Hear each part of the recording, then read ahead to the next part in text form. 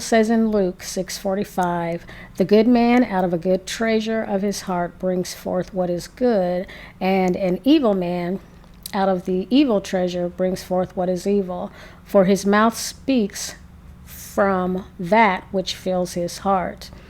So, if the mouth speaks corrupt and negative words, it comes from a corrupt and negative heart. The words that come from the mouth is a reflection of what is in the heart. We want to be speaking life, not death, not negativity, and certainly not corrupt communication. Guarding the heart is vital and important to speaking life. The Bible cautions us also to watch what we set before our eyes. Psalms 101:3 says, "I will set no worthless thing before my eyes. I hate the work of those who fall away. It shall not fasten its grip on me." Sometimes we see or watch things that appear to look good. That looks good comes addictions or bad habits that have now taken hold on our hearts. If we don't want those things to take hold and enter our hearts, it's important to stay away from the things that could become a stumbling block. What we watch with our eyes can easily influence and corrupt our hearts. This is why we have to guard our hearts with all diligence, which also means to be mindful of what we watch with our eyes.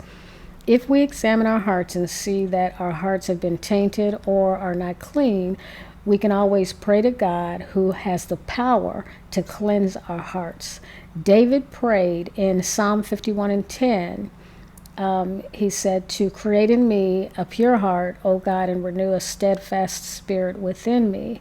Ezekiel 36:26 says, "I will give you a new heart and put a new spirit in you. I will remove from you your heart of stone and give you a heart of flesh."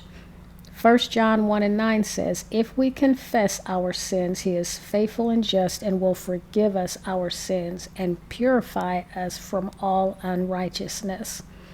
So, the words that come out of our mouth can reveal what is in our hearts. It is essential to guard our hearts and be mindful of what we watch with our eyes, as these things can easily influence and corrupt our hearts. However, if we do find that our hearts have been tainted or are not clean, we can pray and ask God for purification and renewal. With God's help, we can strive to speak life and not death, steer away from negativity and corrupt communication, and allow God to transform us from the inside